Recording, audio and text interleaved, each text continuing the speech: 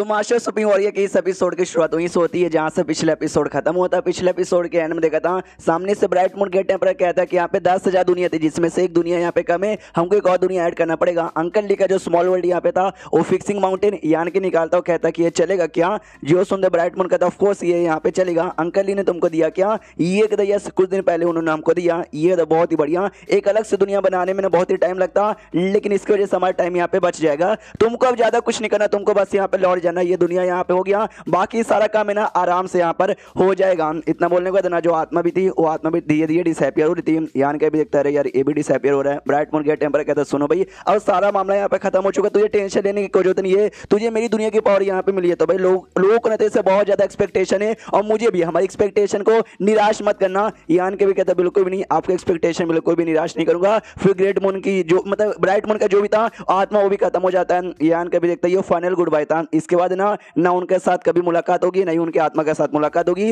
वो जो छोटी बच्ची थी ना स्मॉल वर्ल्ड वो भी सामने आती है। ये भी कहता है मुझे जो चाहिए था ना मुझे मिल गया, तुम जा सकती हो। तो ऑटोमेटिक ऐसा ब्लास्ट होता है और एक फ्लावर में कन्वर्ट हो जाती है। यान के भी समझ जाता है यहाँ पे जो भी फ्लावर है ना वो सबके सब यहाँ पे स्मॉल वर्ल्ड है। तो ये भी बेचारी स्मॉल वर्ल्ड और ये भी फ्लावर है, छोटी सी प्यारी सी फ्लावर है। जी चकम इसका जो इंसान ग्रुप था ना वो भी एक छोटा सा प्यारा यहाँ पे था। उसके बाद यहाँ पे भाई बाहर ये निकल जाता है शीन शुदा यहाँ पे बाहर सर, यहाँ पे जो आई एम ब्लड है ना वो कुछ गड़बड़ नोटिस करता है, शायद वो वापस आ रहे, ऐसा उसको आइडिया लग जाता है। ये लोग पूछते बोलिए क्या हुआ, वापस आ रहे क्या? हाँ तो यान के यहाँ पे वापस आ जाता है। तो ये सब टेंशन में आ जाते हैं कि भाई तू अकेला वापस काहे को आया, प्रिंसेस लैन वो कहाँ पे गई? जो सुंदर यान के भी कहता है डोंट वरी अभी अंदर है। और जो पूरा पगोड़ा यहाँ पे ना उसको रिफाइन करिए, रिफाइन करने में ना 3 से 5 साल यहाँ पे लग जाएगा और तब जाके बाहर आएगी। ये लोग कहते हैं लास्ट टाइम और रिफाइन करने गई थी, जी चक्कर में लफड़ा यहाँ पर हो गया था और अभी तूने रोका नहीं, तूने रिफाइन करने दे दिया। ये कहते यस लफड़ा हो गया था, लेकिन ब्राइट मून गेट टेम्पर ने सब कुछ यहाँ पे संभाल लिया। हाँ तो अब कोई लफड़ा नहीं है और आराम से रिफाइन कर लेगी, उन पे भी कोई मुसीबत नहीं आएगा। जो सुंदर लोग लेते हैं ब्राइट मून गेट टेम्पर यार उनका जो डेड बॉडी है ना वो भी हमारे मेन हॉल में पड़ा हुआ है, तो भाई कैसे हमारे कर सकते हैं? बात आत्मा कब का डिसअपियर हो चुका रहेगा।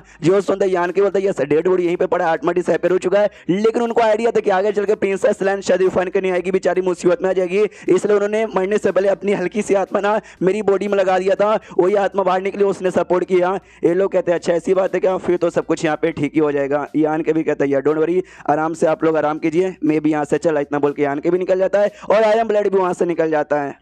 ये यान को एरिया से निकला था लेकिन सेट से नहीं निकला था, सेट से 3 दिन बाद यहाँ पे निकलता है। निकलने से पहले जो ब्राइट मून के टेम्पर का मूर्ति ना उसके सामने आता है, प्रार्थना करता है कि भाई डोंट वरी सीनियर, जो आपके एक्सपेक्टेशन और लोग के एक्सपेक्टेशन है ना मैं बिल्कुल भी कम यहाँ पे नहीं करूंगा, इतना बोल के वहां से निकल जाता है। निकलने के बाद मनी मन सोचते कि यहाँ भी 4th सीजन के अंदर अभी जाना बाकी है। मुझे याद है मेरी बहन यांग शायो और जो मैंने बेटा अडॉप्ट यहाँ पे किया था भाई वो ड्रैगन वाला, वो दोनों वहीं पे गए थे और अभी तक यहाँ पे वापस नहीं आए। मुझे जाके उनको लाना पड़ेगा वरना मेरे मम्मी पापा भी गुस्सा करेंगे और साथ ही में ग्रेट एल्डर और सेकंड एल्डर वो भी गुस्सा करें कि भाई उनका बच्चा भी यहाँ पे गया ना।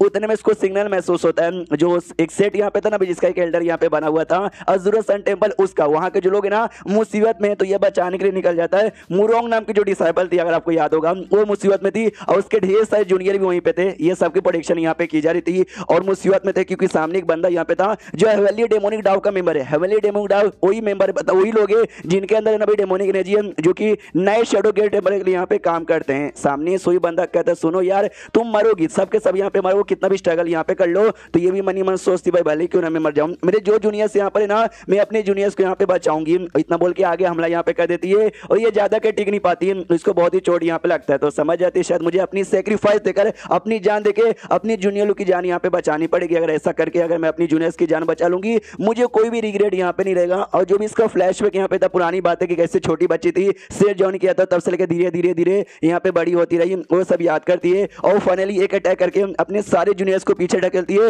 और सबसे कहती है कि भाई जाओ तुम लोग यहाँ पे जिंदा रहो। सब लोग चिल्लाते कि नहीं सीनियर, उतने में वहां पे धमाका होता है और सब यहाँ पे धुआं धुआं कंफ्यूजन में आ जाते, अरे बाप रे यहाँ पे क्या हो रहा है। तो सामने से यहाँ पे क्या बोलते हैं भाई यान के आ जाता है और जैसे यान के आता है ना मुरोंग से कहते सॉरी मुरोंग यार इस बार तुमको सेक्रीफाइस देने का मौका नहीं मिलेगा क्योंकि अभी मैं आ गया हूँ ना बचाने के लिए। मुरोंग भी कहते चलो भाई यान के यहाँ पर आ गया तो ना मैं मुसीबत में आऊंगी ना कोई और मुसीबत में आएगा। सामने जो हेवनली डेमोनिक डाव का मेंबर था ना वो भी यान के को देखता है और कहता है यान कही, अबे साले तू यान कही है क्या। यान के इसके पास आता है, इसका मुंह पकड़ लेता है, वो सामने से कहता है भाई तू तो डेमन बन गया था, तूने हमारे स्टाफ बढ़ने को धोखा देकर डेमन को दुनिया में चला गया था, अब तू यहाँ पे कैसे आ गया। उतने में जो यान के स्मॉल वर्ल्ड के अंदर से बोया थी ना, ये बोया को बुला लेता है। बोया जैसे बाहर निकलती है वो कहती है वो मेरी जानी मन क्या करियो, चलो रात में ना पार्टी वार्टी आके करते हैं। तो यान के भी कहता है कह रहे यार तू स्मॉल वर्ल्ड के अंदर भी बाकी लड़कियों के साथ यहाँ पे फ्लर्ट करी थी, होश में आ हम बाहर आ गए हैं। वो भी कहती है अबे साले भाई इतना अच्छे से मैं टाइम स्पेंड करी थी अपनी लड़कियों के साथ, तूने मुझे बाहर कह को बुला लिया। ये कहता आसपास तुमको जो मेंबर्स यहाँ पे दिखाई दे रहे ना उन सबको जान से मार डालो।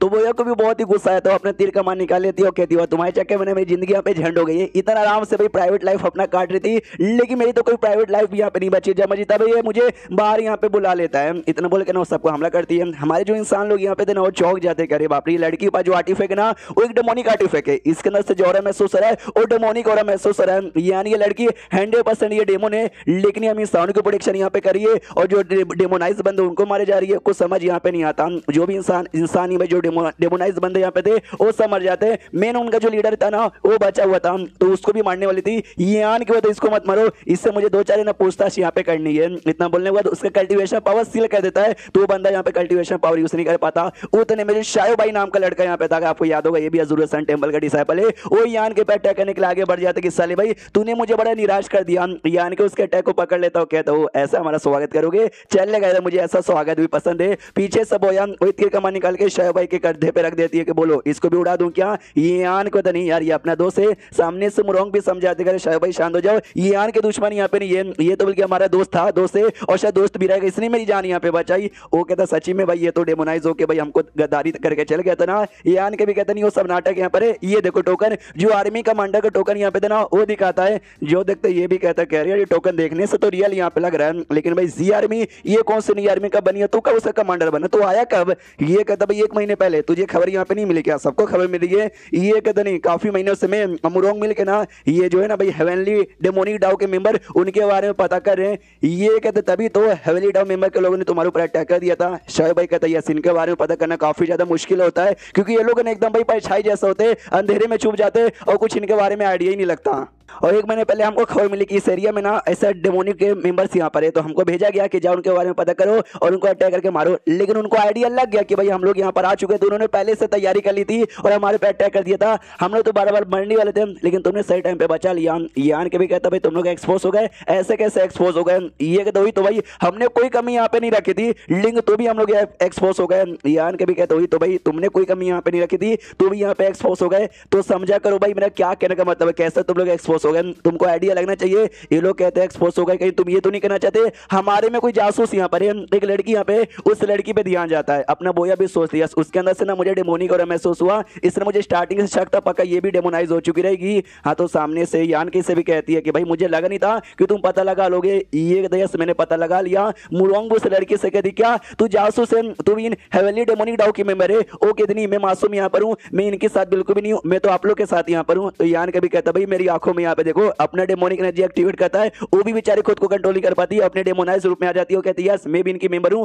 तुम सबके सब यहाँ पे मरोगे, अगर तुमको जिंदा यहाँ पे रहना है हमारे मेंबर बन जाओ। इतना बोल के ना खुद को ब्लास्ट यहाँ पे करने वाली थी। मुरोंग भी कहते रहे संभल के, खुद को ब्लास्ट यहाँ पे कर देगी। यान के उसको स्मॉल वर्ल्ड में भेज देता है। ये कहते हुए अज़ूर सन टेंपल के डिसाइपल मैं इसको मार नहीं सकता, अभी स्मॉल वर्ल्ड में भेज देता हूँ और बाद में यहाँ पे इसको बचाने का ना कोई तरीका यहाँ पे ढूंढूंगा। उसके बाद ना ये कहता बोया से बोया अरे तू क्या कर यार। वो कहते कुछ भी नहीं, ये जो बंदा है ना इस बंदे को बांध यहाँ पे यूं मैंने अभी पता किया, तो इसके बाद जो टेक्निक्स यहाँ पर ना इसका या फिर हेवनली डेमोनिक डाउ का जो भी टेक्निक है ना वो सही टेक्निक ब्लड क्लैन के जो डेमोस होते हैं ना वो ऐसा यहाँ पर है, लेकिन एकदम नहीं नहीं ये मैंने ऐसा टेक्निक इससे पहले कभी देखा नहीं। यान के सोचता हमेशा जो जुओ यहाँ पर है ना वो भी एक ब्लड डेमोन यहाँ पर है, उससे पूछ लूंगा इनकी टेक्निक के बारे में। एंड देन ये चैप्टर यहीं पे खत्म हो जाता है। तो चैप्टर खत्म तो वीडियो भी खत्म, तो मिलते हैं किसी और वीडियो में, जब तक के लिए बाय बाय।